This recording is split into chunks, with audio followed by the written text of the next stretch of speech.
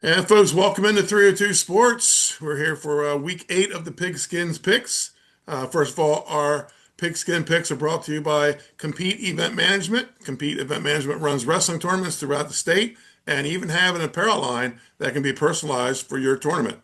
Not looking to run an event, but looking for competition. Compete events are where you want to be. They're well run and organized. Their next upcoming event is the Back to School Duels and Open Tournament, November 8th at William Penn High School. And this week we have with us former Coach of the Year, JD Maull. And I like having JD on because JD, you've coached all over the state, upstate, downstate, private schools. You've been against them all, so you Yeah. can have a lot of insight of Delaware High School football, which is great, and still a fan, which is even more important. So let's get started with this week's picks, and we're going to start off in Milford. 3-4 St. Mark's, 2-5 Milford, 7 o'clock kickoff. Trey. Yeah, Milford, they had two big wins after starting the season 0-2, and they looked like they were turning things around. And since that time, they've been outscored 121 to 20 in the last three games. And St. Mark's has scored over 30 points three times this season. They had a big 47-7 win over Polytech in their last game. I feel like St. Mark's had a good second half of the season. They've really kind of found their way. I like St. Mark's going into Milford and winning. JD, Spartans and the Bucks. All right, I got to agree with Trey. I have to go with St. Mark's over Milford. Well, mathematically, St. Mark's isn't out yet, but a loss would most likely seal the deal. Milford coming off three straight losses, including a rivalry game to Lake Forest.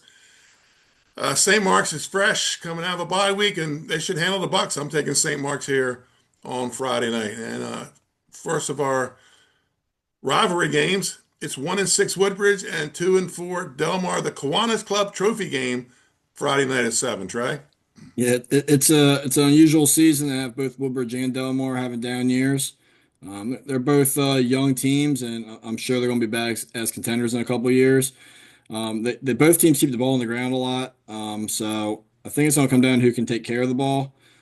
Feel like a turnover could be the change of point in this game, and you know something like that. I like a defense at home when we're kind of both running the ball and come down to a turnover. So I'm going to stick with Delmar at home here. JD, two coaches you know well. All right, I'm gonna have to go with Woodbridge. I'm biased because I coached Marvin's son, Nick Dooley, and Brandon Dooley, and I'm good friends with Marvin. So I gotta go with Marvin and Woodbridge Raiders.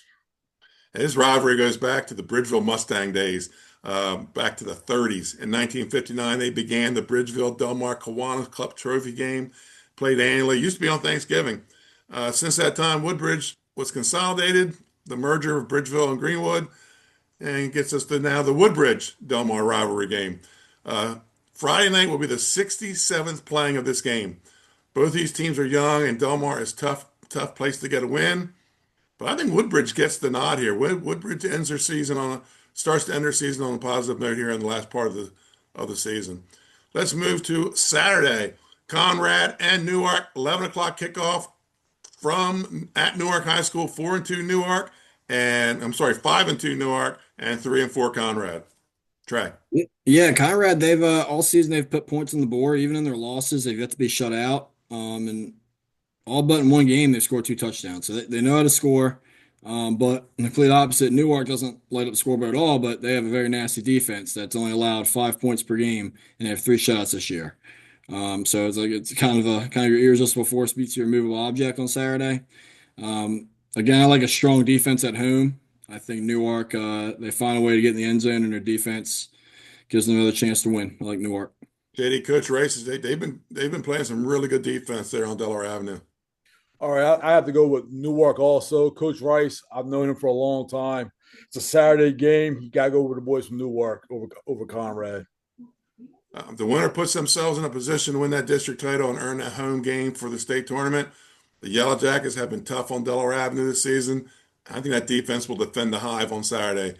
Newark gets the win. Big Henlopen Conference, or former Henlopen Conference game, now a Class 2A District 3 game. 7-0 Indian River, 6-1 Sussex Tech. Saturday kickoff, 11 a.m. Trey. Yeah, IR has the longest winning streak in the state right now with 16 straight games, averaging 39 points a game on offense, and their defense is allowing an average of 11 points per game. So it's a good margin right there. They're solid on both sides of the ball. Sussex Tech's having a dream season, and their stats are comparable: 37 points per game and allowing 13. So this is on paper, this is a very even game. Even better, we don't have common opponents. So just looking at the opponents they have played, IR's opponents record is 25-25, Texas 18-32. Um, I'm going to simply go with Indian River keeps the streak alive. I think they make it 17. I'm going to go Indian River. JD, Philip Townsend's had these Indians rolling for 2 years now. All right, I got some friends that are in the college business, and I'm hearing the kid from Indian River is pretty special. So I got to go with Indian River also. Sussex Tech, they're on the tracks right now of an Indian River train. The Ravens are having their best season in a decade, but this district belongs to Indian River and Lake Forest this year. That showdown's looming. But Indian River moves to 8-0 this week. Let's move up north. 5-2 Red Lion, 4-3 DMA. Trey. Yeah, since giving up 94 points in the first two games this season, Class 3A teams, Red Lion has outscored their opponents 238-9. They got 4 shutouts. DMA has played a much lower scoring games, but they've won their last 2, and they're still looking for a signature win on the season. And a win over Red Lion would be that signature win. Win or lose, both teams' state tournament hopes are still alive. But Red Lion could wrap it up with a district title by winning Friday night. I like Red Lion's offense where it's been the second half of this since those first 2 games. Really, I like Red Lion. JD, you know these guys pretty well. Yeah, I do. And this is a big game for both programs because both programs are competing for the same kid coming out of 8th grade. So I'll have to lean to Ken Anderson with the Red Line. That staff, they've been together for a while. I know I can't think of the guy's name for DMA. Matt Carey. Matt Carey, another good guy, but I got to lean with Red Line. They've had a tougher schedule, so I'm going Red Line there. Red Line is playing their best football right now, while DMA, they're kind of up and down. Their quarterback's been in and out this season with injuries. The winner takes control of the district race. Red Line wins here, gets one step closer to that automatic berth in a home game in the state tournament. Okay, now let's get serious, folks. It's time for the game everybody's talking about. 4-3 Middletown, 5-2 Salesianum. Kickoff Friday night at Abyssinia Stadium, 7 o'clock. Trey. Yeah, it's week 8, and there are good games all over the schedule, but I think all eyes are going to be on Middletown at Sally's in Wilmington Friday night. These records are deceiving. Their losses come to tough out-of-state opponents. As a coach myself, I love that they test themselves early and put themselves in tough situations. But they're both unbeaten in Delaware, and Sally's made a statement last week with a 49-0 win over Appo. And the Sal's can score whether they have the ball or not. Defense and special teams, they also like to get in the end zone. From what I've seen, coaches I've talked to, Sally's has a legit defense, and I like Sally's at home here. JD, probably the biggest game on the slate this week. 2 of the best teams in the state. Big game, but I'm going to go to the other side. I'm going to go with Middletown. I'm going to go with the boys from Newcastle County, or lower Newcastle County. I know a couple of guys on that football team. I'm rooting for Middletown. As a rematch of last year's 3A title game, we can only hope it lives up to last year. A Sally's win, and they are most likely the number 1 seed for the state tournament. Middletown has bounced back from a tough schedule to start the season, and they find themselves in a position to win the 3A District 1 title. Sal's flexed last week, and they are just as dangerous to score, as Trey said, on defense as they are on offense. I think Salesian takes round 1, but I think we're going to see this game again down the road. Friday night kickoff, 5-2 St. George's, 3-4 Smyrna. Trey, who do you got? Yeah, Smyrna win here combined with a Sussex Central loss puts the Eagles in the driver's seat for the district championship. They just have to avoid an upset from Dover the following week.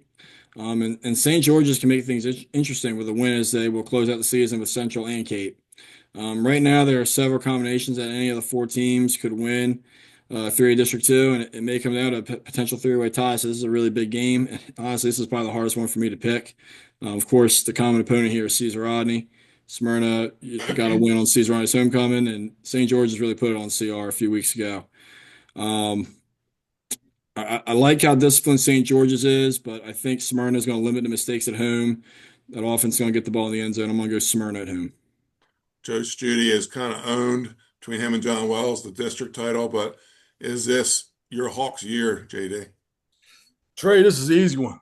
St. George's by 14. Easy. taking his boys. I like it. St. George's got Smyrna twice last year, and are playing their best football in the back half of the season. Smyrna's backs will be against the wall the rest of the way because of that tough schedule they played. The Eagles' plan has all along been win District 2 title, get the automatic berth to the state tournament, and at worst, a number 2 seed. All that is still in front of them, but the Hawks' ability to grind it out on offense and control the clock presents a problem for Smyrna. But I do like Smyrna in a battle on Friday night. And finally, our game of the week: 4-3 Caesar Rodney, 3-4 Sussex Central at the Castle, 7 o'clock. Trey won't pick in this one because he's a honorable Caesar Rodney district employee. JD, we go to you. All right.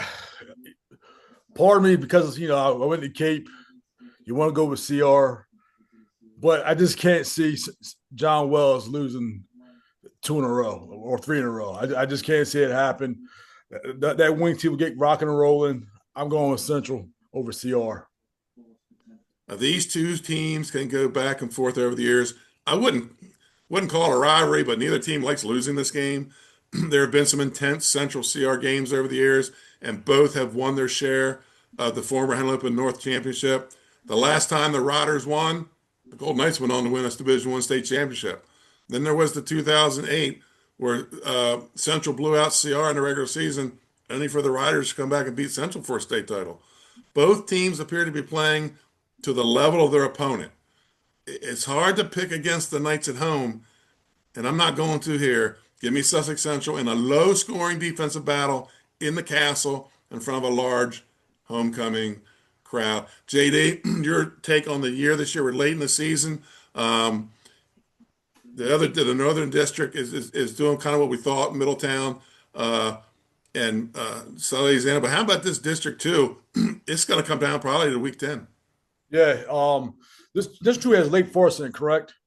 Well, they're in the Class A. I'm just talking 3A right now. Yeah, 3A. It's wide open. It's wide open. It's going to come down to who can stay healthy and who doesn't make any mistakes. Cape Senate, Smyrna. I mean, it's wide open in that division there. And we'll talk about 2A, District 3, where Indian River and Lake Forest are headed for a collision on week 10. Do you want to talk about Lake Forest a little bit? Me? Yeah.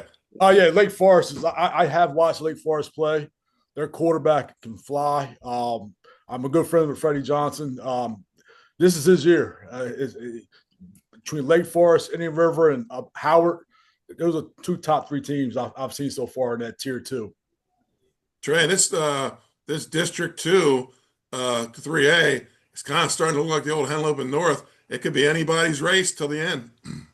Yeah, man. I mean, we experienced it just in wrestling. I know it's a little different division, but it kind of brings those feelings, man. You got 3 or 4 teams. It's all come down to week 10, like you said. And, I'm proud of my Riders, man. They're hanging in there. They're having a much better season than years past. They competed with Smyrna. I think they're going to compete tomorrow night. Like, I'm not making a pick, obviously, but I mean, Central, I wouldn't let that 3-4 record deceive you. Definitely not letting Smyrna's record deceive you. Cape's playing good football right now. St. George's, like I said, they put it on my Riders, so it's wide open, and it's good for Delaware to see these teams all competing.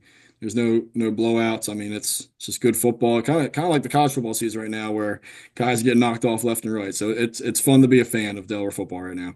Hey, JD, thanks for coming on. Appreciate it. Folks, we'll see you at kickoff on Friday night.